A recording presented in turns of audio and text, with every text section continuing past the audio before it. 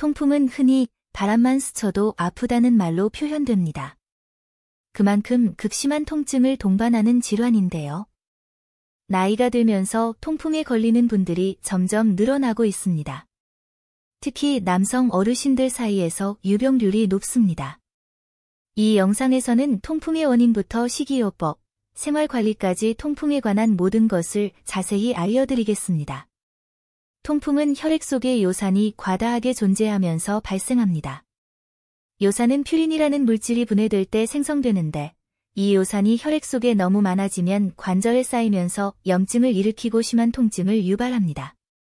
주로 엄지발가락 관절에서 처음 발생하는 경우가 많습니다. 요산은 대부분 소변으로 배출되지만 신장의 기능이 떨어지면 요산이 잘 배출되지 않습니다. 이 때문에 고혈압, 당뇨, 신장질환을 앓고 있는 분들은 통풍에 걸릴 확률이 높아집니다. 나이가 들수록 이런 질환이 함께 오는 경우가 많기 때문에 시니어 분들께 더욱 주의가 필요합니다. 통풍의 대표적인 증상은 관절의 갑작스러운 통증, 발적, 부기입니다. 주로 밤이나 새벽에 갑작스럽게 통증이 시작되고 손대기만 해도 아픈 상태가 되죠. 이런 증상이 하루 이틀 지속됐다가 며칠 후 사라지지만 방치하면 다시 재발하게 됩니다. 처음에는 한두 번 통증이 왔다가 사라지지만 점차 재발 주기가 짧아지고 통증이 더 심해집니다. 통풍이 반복되면 관절의 변형이나 파괴도 일어날 수 있어 반드시 치료와 관리가 필요합니다. 혈액 검사를 통해 요산 수치를 확인하면 통풍 여부를 판단할 수 있습니다. 일반적으로 요산 수치가 7.0mg/dl 이상이면 고요산혈증으로 분류되며 이 수치가 높을수록 통풍 발생 위험도 높아집니다. 정기적인 건강검진이 중요한 이유입니다. 통풍을 유발하는 주요 식품으로는 육류, 내장류, 해산물, 술이 있습니다. 특히 맥주나 소주 등 알코올은 요산 배출을 방해하기 때문에 절대 금물입니다. 육회, 곱창, 전복, 멸치 같은 음식도 퓨린 함량이 높아 피해야 합니다. 반대로 통풍 예방에 도움이 되는 음식도 있습니다. 저지방 유제품, 생채소, 과일, 통곡물, 생수 등이 대표적입니다. 특히 물을 많이 마시는 것이 요산 배출을 도와주기 때문에 하루 2리터 이상 수분 섭취가 권장됩니다. 운동도 통풍 관리에 매우 중요합니다. 가벼운 걷기나 자전거 타기처럼 관절에 무리를 주지 않는 운동이 좋습니다. 다만 운동 중 탈수가 발생하면 요산 수치가 일시적으로 올라갈 수 있으니 운동 전후 충분한 수분 섭취가 필요합니다. 체중 조절은 필수입니다. 비만은 통풍 발병 위험을 크게 높이는 요인입니다. 특히 복부 비만은 내장 지방에서 염증 물질이 분비되기 때문에 통풍뿐 아니라 다른 만성 질환에도 악영향을 줍니다. 건강한 식단과 운동으로 체중을 관리해야 합니다. 일상생활 속에서는 짠 음식 섭취를 줄이고 고단백 저지방 식단을 유지하는 것이 좋습니다. 소금이 많이 들어간 국물 요리나 젓갈, 가공식품은 삼가고 신선한 채소와 과일 위주의 식사가 도움이 됩니다. 약물 치료도 필요할 수 있습니다. 요산 생성을 억제하거나 요산 배출을 촉진하는 약이 사용됩니다. 증상이 심할 때는 항염증제나 코리친 같은 약물도 처방됩니다. 단, 약물 복용은 반드시 전문의의 지시에 따라야 합니다. 약을 먹으면서도 식단과 운동을 병행해야 효과가 있습니다. 약만 믿고 생활 습관을 바꾸지 않으면 재발을 막기 어렵습니다. 특히 알코올 섭취는 약의 효과를 떨어뜨릴 수 있으니 반드시 금주해야 합니다. 한의학에서는 통풍을 풍습비증 혹은 열비증 등으로 보고 체내의 열과 습을 제거하는 방향으로 치료합니다. 침, 뜸, 한약 치료를 병행하면 염증 완화와 통증 완화에 도움이 된다는 연구들도 있습니다. 다만 개인 체질에 따라 차이가 있으니 전문가 상담이 필요합니다. 통풍이 무서운 이유는 단순히 관절의 통증 때문만이 아닙니다. 고요산혈증이 계속되면 심장질환, 고혈압, 당뇨, 신장질환과 같은 심각한 질환의 위험도 함께 높아집니다. 통풍은 우리 몸의 전반적인 건강 상태를 보여주는 신호일 수 있습니다. 간혹 통풍이 한 번 지나가면 괜찮겠지 하고 방심하시는 분들이 있는데 통풍은 재발률이 매우 높은 병입니다. 치료를 중단하거나 관리를 게을리하면 증상이 점점 악화되고 만성 통풍으로 이어질 수 있습니다. 철저한 관리가 필요합니다.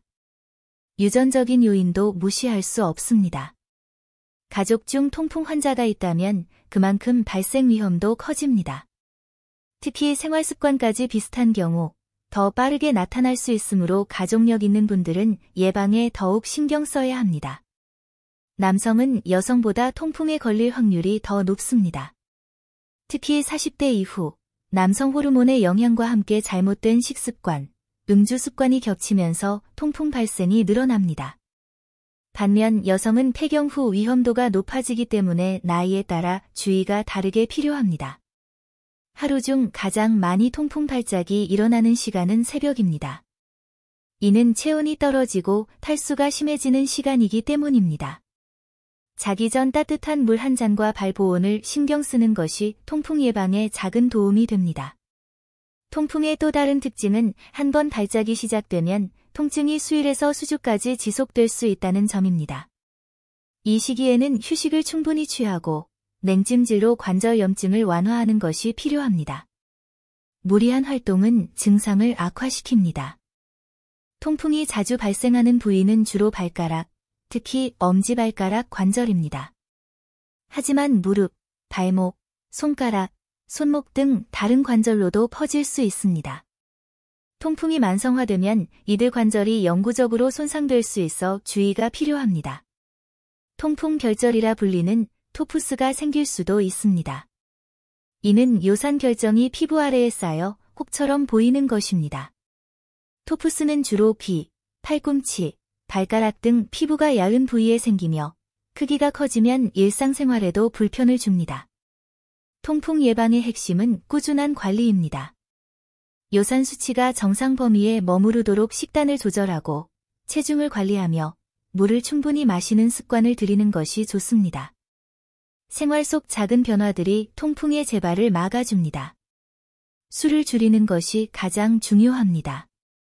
특히 맥주는 퓨린 함량이 높고 알코올 자체가 요산 배출을 방해하므로 가장 위험한 음료입니다. 소주와 와인도 역시 피하는 것이 좋습니다.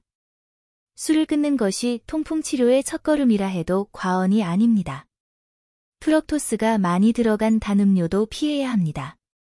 청량음료, 과일 주스, 스포츠 음료 등에 포함된 고과당은 요산 생성을 촉진합니다.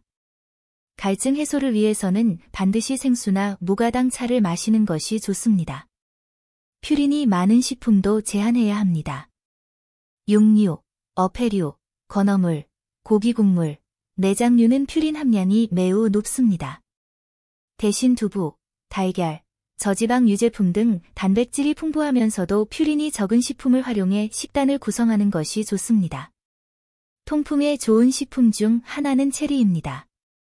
체리는 요산 수치를 낮추고 염증을 완화하는 데 도움을 준다는 연구 결과도 있습니다. 하루 10에서 15개의 체리를 꾸준히 섭취하면 통풍 예방에 효과를 볼 수 있습니다. 비타민C도 요산 배출에 도움을 줍니다. 브로콜리, 파프리카, 감귤, 딸기, 키위 같은 비타민C가 풍부한 과일과 채소를 자주 섭취하면 좋습니다. 단, 과일이라 해도 당분이 많은 것은 피해야 하니 양 조절은 필요합니다. 녹차나 결명자차 같은 무카페인 건강차도 도움이 됩니다. 이들 차는 수분 섭취를 도와주면서 항산화 작용까지 기대할 수 있어 통풍 예방 및 전반적인 건강 관리에 좋습니다. 단, 진하게 우려 마시기보다는 연하게 섭취하세요. 스트레스도 통풍에 영향을 줍니다. 스트레스가 심하면 호르몬 변화로 인해 요산 수치가 올라갈 수 있습니다. 충분한 수면, 명상, 산책 등의 방법으로 스트레스를 조절하는 것이 도움이 됩니다. 특히 밤잠을 잘 자는 것이 중요합니다. 통풍 환자는 매일 아침 체중을 체크하는 것이 좋습니다. 체중 변화는 통풍 관리의 핵심 지표 중 하나입니다. 급격한 체중 증가는 요산 수치 증가로 이어질 수 있으니 하루하루 체중을 기록하며 꾸준히 관리해보세요. 변비도 통풍에 악영향을 미칠 수 있습니다. 장내 노폐물이 쌓이면 요산 대사에도 문제가 생기기 때문입니다. 채소와 물을 충분히 섭취해 배변 활동을 원활히 하고 필요시 가벼운 유산소 운동으로 장 건강을 유지하세요. 약 복용 시 주의사항도 알아야 합니다. 일부 이뇨제, 아스피린, 면역억제제 등은 요산 수치를 높일 수 있습니다. 현재 복용 중인 약물이 있다면 의사와 상담해 통풍에 영향이 없는지 확인하는 것이 좋습니다. 통풍은 치료보다 예방이 더 중요합니다.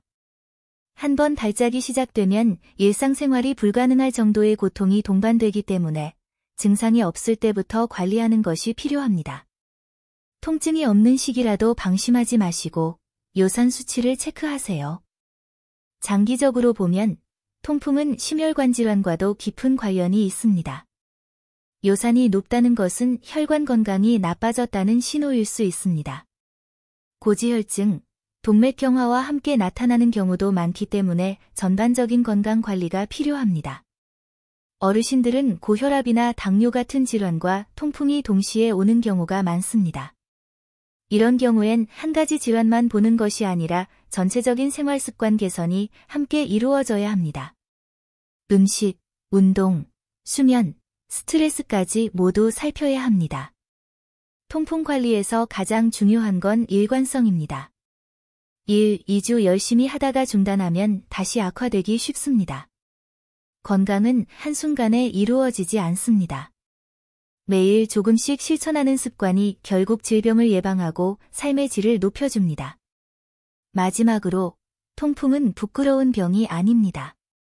많은 분들이 술을 많이 마셔서 생긴 병이라며 숨기려 하시지만, 현대에는 유전적 요인, 대사 문제, 약물 등 다양한 원인이 있습니다.